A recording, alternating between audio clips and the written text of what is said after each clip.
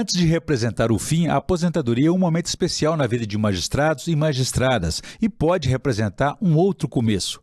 Como que a inatividade deve ser vivenciada e como que ela pode ser usada a favor de novas experiências, novas oportunidades? Este é o principal tema do Pensamento Jurídico de hoje, uma produção da Associação dos Magistrados Mineiros, AMAGES. E para falar sobre o assunto, recebo aqui, tenho o prazer de receber um magistrado e uma magistrada que se aposentaram recentemente, a juíza Moema de Carvalho Balbino e o juiz José Aloísio Neves. Eles integram a lista de 23 aposentados e aposentadas que a AMAGES homenageou no dia 9 de setembro passado. Obrigado aos dois pela presença, um prazer recebê-los aqui no Pensamento Jurídico. E a você que nos acompanha, por favor, inscrever-se no canal da AMAGES no YouTube e deixar lá suas sugestões e comentários que serão muito bem-vindos. Doutora Moema, muitos se aposentam, mas com muito vigor e cheio de atividades e oportunidades. Como é que tem sido a transição para a senhora da magistratura para essa nova fase? A gente tem uma tranquilidade de ter, né, a segurança da aposentadoria, mas a gente pensa ao mesmo tempo que não pode parar, porque quem para morre, né? Então, eu comecei a estudar antes de aposentar, eu comecei a estudar psicanálise bem antes, e quando eu me aposentei, eu concluí que estava na hora de eu abrir o meu escritório, do meu consultório. Então, eu comecei a nova atividade agora. Então, a senhora está em franca atividade, né? Não caiu a ficha da inatividade. Não estou na inatividade por enquanto. Doutor Zé Luiz, o senhor ficou 40 anos na magistratura, muita dedicação. De onde que veio tanta força para ficar tanto tempo? É dedicada a só uma comarca, né? É dedicada, na verdade eu comecei em Espinosa, lá no norte de Minas, onde eu andava na época só 280 quilômetros de estrada de terra, de Montes Claros até Espinosa, num calor de 40 graus. E eu era de Barbacena, então eu estava um pouco distante mesmo da minha região. Depois eu fui promovido para Itanhandu. Itanhandu é no sul de Minas, próximo da divisa de São Paulo. E depois eu vim para Conselheiro Lafayette, porque Lafayette foi onde eu me formei. E aí eu resolvi que lá seria onde eu iria ficar, né? Não é que eu não quisesse vir posteriormente para o tribunal, não, eu até gostaria de vir, mas eu queria morar no interior. E aí o que acontece é que a única comarca de entrância final, especial na época, né, era Belo Horizonte. Conseguimos elevar a comarca de Lafayette também para a final, mas eu lá fiquei e não quis vir para Belo Horizonte, não. Opção, né? É. Doutora Moema, essa natureza itinerante, né, da vida da magistratura leva cada um a conhecer diversas regiões de Minas Gerais, né? Isso ajuda a formar o pensamento jurídico da magistrada, do magistrado? Ajuda sim. Tem um filósofo, Ortega y Gasset, um filósofo espanhol, que ele fala, yo soy yo y mis circunstâncias. Então, eu costumo dizer que a gente é aquilo que a gente vai vivendo ao longo do caminho, né? Eu fui juiz em Três Marias, depois eu fui em Januária, depois eu vim para a capital. E eu sou natural do sul de Minas, eu sou de Guaxupé. Uhum.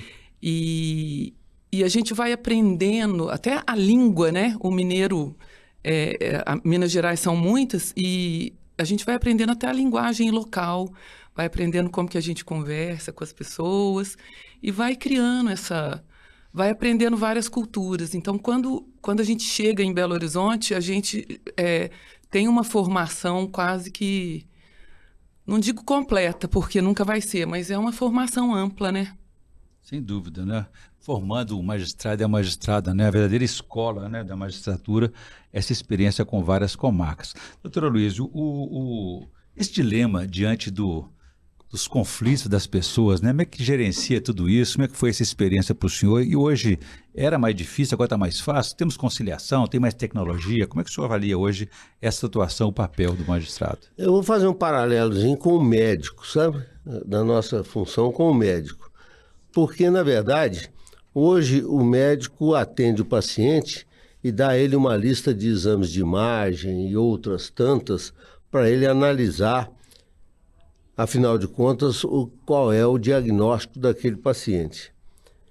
conosco era absolutamente diferente quando eu comecei, né, na magistratura, né? Como o médico antigamente era também, ele precisava apalpar, ele precisava conversar, ele precisava ver o histórico daquela pessoa para então ele dizer, afinal de contas, qual era o diagnóstico. Para nós é a mesma coisa. Naquela época, só a título de exemplo, o segundo júri que eu fiz na minha vida como juiz foi em Espinosa e eram 59 quesitos. 59 quesitos. Só que lá não tinha telefone, não tinha televisão na época, eu não tinha como me comunicar com absolutamente ninguém. Então, o que eu tive que fazer porque era uma questão muito dolorosa, muito dolorosa. Então, o que eu tinha que fazer? Eu tinha que fazer aquilo que a minha consciência ditava. E aquilo que a gente havia aprendido na faculdade, trazer aquilo agora para a prática, porque na faculdade você não pratica. Pelo menos naquela época não se praticava, né? Quando eu falo assim, penso que eu sou velho, mas não é não, eu sou mais vivido. Mais experiente, né? Mais experiente, né?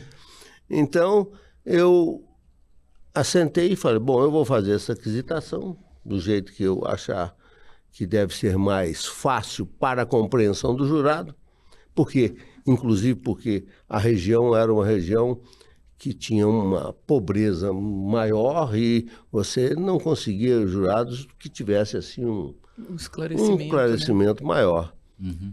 Mas tudo correu bem, funcionou perfeitamente e tudo mais. Então, naquela época, a gente fazia por aquilo que a gente tinha de experiência ou que estava adquirindo experiência. E o bom senso, que é o nosso guia permanente, o bom senso.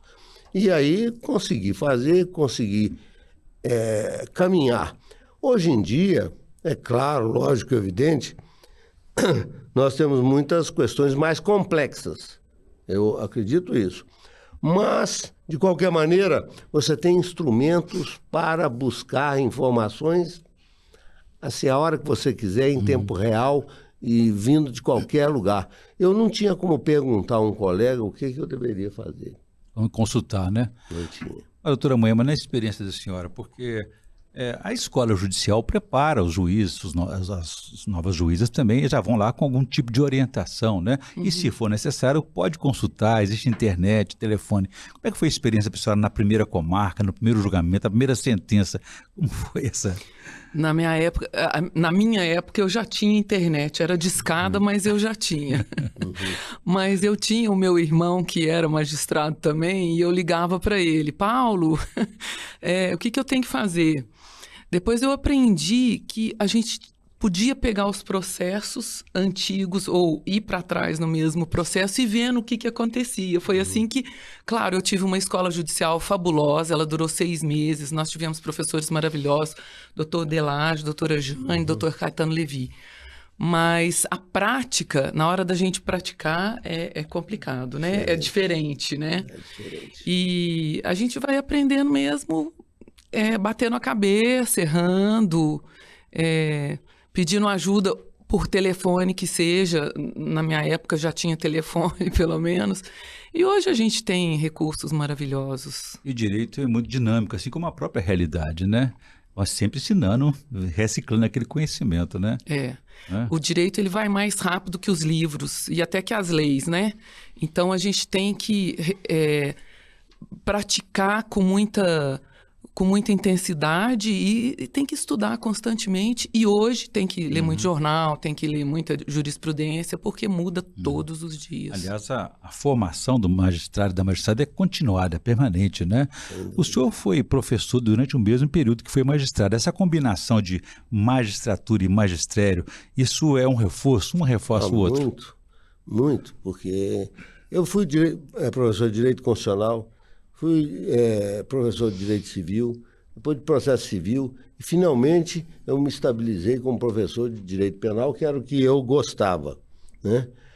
Mas nós, ao longo da vida, nós vamos acumulando mesmo conhecimento. Mas ainda acho, apesar da existência da jurisprudência, de súmulas agora, súmulas até que te obrigam a seguir o pensamento do Supremo e tudo mais, né? Eu acho que eu saí numa hora boa, porque não seguia tanto. Eu acho que o principal é aquilo que está na nossa cabeça. Nós é que sabemos, porque ao final da nossa decisão, nós estamos que estar com a consciência em paz de que nós nos dedicamos a fazer o justo diante daquele fato. Se isso acontecer, pode ser que eu esteja contrariando o pensamento de outros, até de outros brilhantes juristas e tudo mais, mas eu busco é fazer o que é justo, para que eu não me arrependa da minha decisão. Agora, doutora Moema, hoje eles falam muito em precedentes, né? Até para facilitar o trabalho do magistrado e da magistrada no enfrentamento dessa carga processual. A senhora acha que se tira autonomia do juiz e da juíza na hora de decidir? Não tira porque não é obrigatório. Tem, igual o doutor José Luiz falou, tem as súmulas vinculantes, mas elas são poucas. E a gente, igual ele falou também, é aquela base que a gente tem na faculdade e é a ética de todo dia, né, doutor? Porque a gente tem que seguir com aquela ética. Não acredito que prejudique muito. Às vezes a gente é obrigado a seguir uma linha que a gente não quer, mas que acaba tendo, por causa dessa avalanche de processo, eles acabam tendo que nos obrigar a seguir determinado raciocínio, tomar determinadas decisões que talvez a gente não tomasse antes. Mas a quantidade de processo é muito grande, então a gente acaba tendo que colocar tudo num funil. E trazer seguir essa orientação ou não, né? Como a senhora disse, né? Muito bem, eu vou fazer aqui então um pequeno intervalo. Gostaria que no próximo bloco a gente falasse sobre outros desafios do judiciário que estão ficando por aí, que os senhores enfrentaram também, e as recomendações para as novas gerações de juízes e juízes. A gente volta em instantes.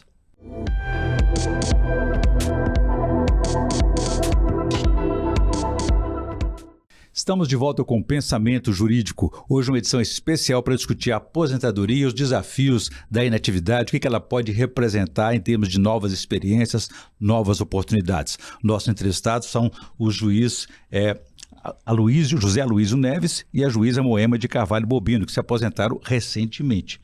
Doutor Zé Aloísio, esse momento da aposentadoria, a gente percebe que não há muito espaço para o aposentado, para a aposentada no judiciário, ao contrário da Associação de Magistrados. O senhor tem uma vida associativa, sempre teve aqui uma participação na AMAGES. O que o aposentado quer e gostaria de fazer? Só relembrando, eu estou na AMAGES em qualquer posição, no Conselho Deliberativo, ou na diretoria de esportes, já fui presidente do Conselho, só desde o desembargador Zé Guido. Então, uma trajetória longa demais, né? Até porque o senhor pratica o esporte também, bate em qualquer posição, né? Continuo jogando bola 4 vezes por semana e isso aí é uma das coisas que me ajuda também após a aposentadoria. Além do mais, eu fico lá, eu sou analfabeto digital, digamos assim, porque no computador é aquele negócio que é muito avançado para a gente. Mas eu fico lá olhando relações internacionais, coisa que eu gosto disso, então eu fico por essa conta. Então, realmente essa inatividade, de qualquer maneira, causa na gente um pouco de acomodação. Mas nós não podemos nos acomodar, então você tem que reagir a isso. E eu viajo muito, viajo com minha esposa para diversos lugares e coisa e tal, e além do mais, tem isso. Eu tenho um grupo de amigos em Lafayette, que é um grupo que faz questão da minha presença com eles. Então, nós estamos sempre tendo alguma coisa para fazer. Então, dá para seguir em frente. Agora, eu não quis mais me inscrever na Ordem dos Advogados. Minha esposa é advogada, tem o escritório dela, mas eu não interfiro. Preferi não conversar sobre isso, porque há sempre um embate, né, entre duas pessoas que estão vivendo direito. Então é tudo muito tranquilo, sem problema, vamos em frente. Eu só tenho uma preparação, né, para o juiz quando ele vai se aposentar, né, se ele quiser participar. Eu acredito que tem aqueles que devem participar, porque realmente você perde digamos assim, alguma coisa que a sociedade, principalmente se você está numa comarca menor, que a sociedade acostumou a ver você daquela forma, né? E você tem que se lembrar que você não é mais juiz. Você não impõe, você não julga, você não decide, você voltou a ser o cidadão comum. Então, se atenha a esse comportamento de ser uma pessoa da sociedade. Ajude no que você puder, não é? Mas lembre-se que você perdeu o poder. Tem que se lembrar sempre disso. Tem que desapegar, né? Agora, a doutora Moema, ela fez um movimento muito rápido, né? Porque a senhora estudou Direito, mas também sempre gostou de estudar, né? Fez outros cursos, música, administração de empresas, e agora Psicologia, né? É uma influência que vem de família, essa busca pelo estudo, pelo conhecimento? Meu pai sempre foi um estudioso e sempre incentivou o estudo na gente, né? Em mim e nos meus irmãos. E depois que eu comecei a estudar psicanálise, eu encontrei na minha casa um livro, que é o Seminário 11 do Lacan, que meu pai me deu em 1992. Eu estava no 2º ano da faculdade. Então, assim, eu acho que desde lá ele mesmo já plantou uma semente. Ele vislumbrava isso. Isso. Mas a influência do direito também é paterna, é da família? Porque a senhora disse até, citou daqui a pouco o irmão da senhora, né? Um saudoso desembargador Paulino Balbino, né? Essa influência veio dele. Como é que se formou o direito na senhora? Meu avô já trabalhava com direito, o meu avô paterno. Meu pai se formou na turma de 60 aqui da Federal. Meu irmão e eu nos formamos na São Francisco. E minha mãe também é formada em Direito, em São João da Boa Vista. Então, eu acho que a gente não tinha muita escolha, não. A gente ia seguindo a opção, acho que era meio medieval. O que o pai era, a gente acabou sendo, não sei, eu gostei muito do direito, eu adoro o direito, ele me ajudou muito na minha profissão atual. Mas não sei se foi uma escolha. Se eu tivesse que escolher entre tudo, eu escolheria o direito. Eu escolhi acho que porque não tinha escolha. Mas foram quase 3 décadas que a senhora foram 28 anos. A magistratura, né? Eu estou completando 30 anos de formada agora, de formada em Direito. Tudo bem. Doutor Luiz, o aposentado, seja de qual área for, aí não tem esse reconhecimento na nossa sociedade. Esse que o senhor está recebendo hoje aqui, a doutora Moema está recebendo da Associação dos Magistrados, né? Até a palavra inativo traz, assim, uma conotação negativa, né? Afinal de juiz de piso. Juiz de piso. Como é que é para o senhor essa experiência aí? Olha, eu posso dizer para você o seguinte, que em Lafayette eu formei tantos amigos que eu não tenho, assim, esse problema. A sociedade lá, e eu estou falando no sentido mais amplo possível, porque eu não fico frequentando apenas a elite, né? Mas frequento também a elite da sociedade. Né? Eles têm, assim, um reconhecimento por mim muito grande, porque, bom, hoje eu sou cidadão honorário de lá, né? Depois, por estar lá e pelo trabalho que eu fiz lá, o Estado me concedeu a medalha da Inconfidência, né?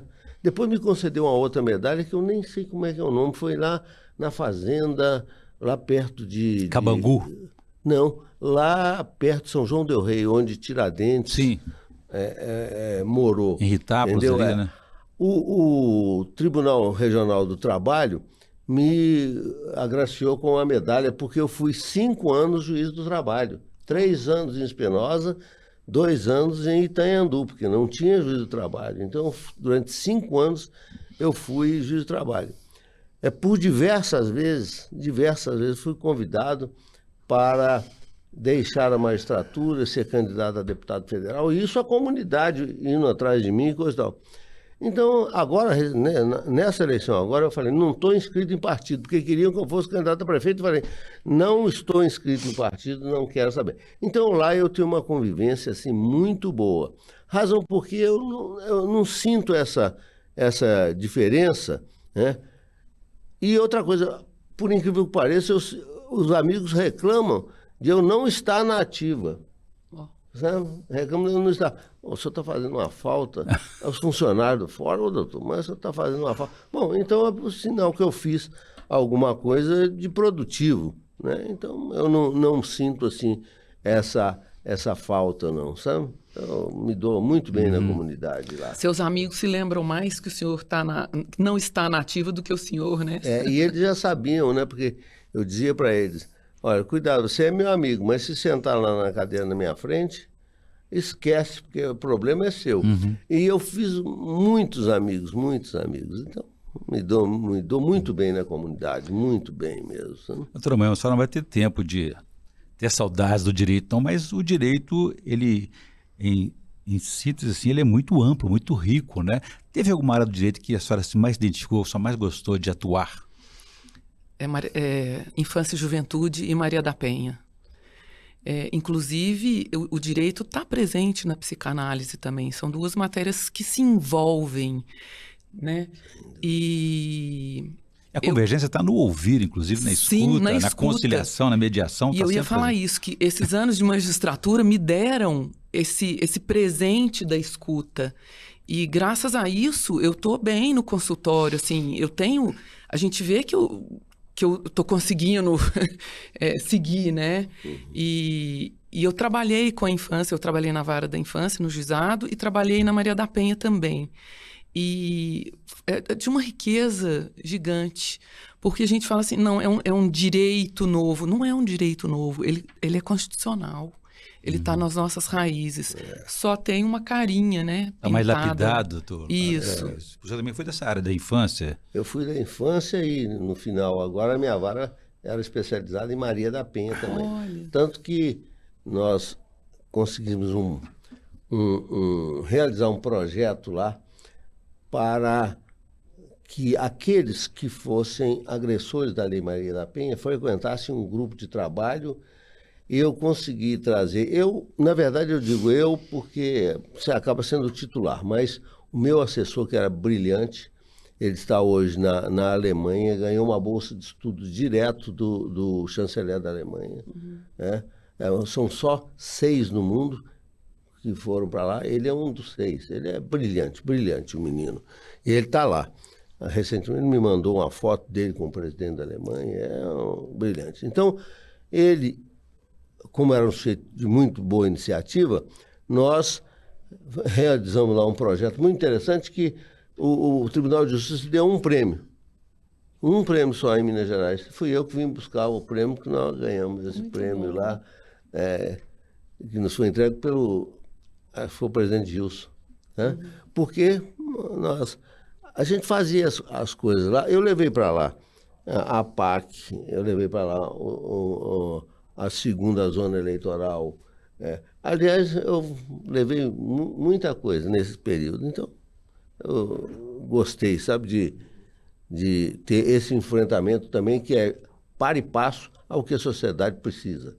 Nós não podemos ser só do gabinete, nós temos que participar da comunidade, ainda mais da comunidade onde eu vivia. Né? Essa é uma referência, uma autoridade, né, nessa comunidade. Doutora Moema, qual que é o maior desafio do judiciário na avaliação da senhora, da experiência que a senhora teve nos dias de hoje, e que conselho a senhora deixaria aí para essas novas gerações? Os desafios são muitos. Falta de servidor, falta de recurso mesmo. E o conselho que eu deixo é o que eu sempre dei, quando me perguntavam de que um magistrado precisa, eu sempre falei de humildade, porque foi o que o doutor José Luiz falou. Ele está na elite, ele está na classe média e ele está no meio do povo. Não que... Aqui em Belo Horizonte é difícil da gente ir até as pessoas, mas a gente tem que tratar todo mundo com a mesma... do mesmo jeito, da mesma forma. E lembrar que a pessoa, quando ela chega no fórum, a gente vai no fórum todo dia. A pessoa, quando ela chega no fórum jurisdicionado, às vezes ele nunca pôs o pé lá. Ele chega achando assim, nossa, estão me chamando de réu. Peraí, eu não sou réu. Então, a gente tem que saber receber esse jurisdicionado, acolhê-lo e tratar bem. Muito bem. José Luiz, professor José Luiz, que consideração final o senhor deixa para nós também, por favor? Esse conselho que a doutora está dando de humildade, acho que tem que ser o suporte do magistrado, ser humilde, né? Mas ele tem que ser, além de humilde, ele lembre-se sempre, seja absolutamente independente. Independente e isento. Colocou-se um fato na sua frente para você aplicar a lei àquele fato. Faça isso, doa a quem doer, mas saia de lá com a consciência do dever cumprido. Bem, boas lições aqui. Eu conversei aqui com a juíza Moema Carvalho Bobino e com o juiz também José Aloísio Neves. Os dois se aposentaram recentemente e deram essas lições aqui importantes sobre a magistratura, o judiciário e os novos desafios aí, o novo momento, essa etapa da vida da aposentadoria. Obrigado aos dois, foi um prazer recebê-los aqui no Pensamento Jurídico. Um grande abraço, em poderem revê-lo aqui. Muito obrigado. E a você que nos acompanhou até aqui, pode ver e rever essa entrevista no canal da Mais no YouTube, nas redes sociais e também no site da associação. Obrigado e até a próxima.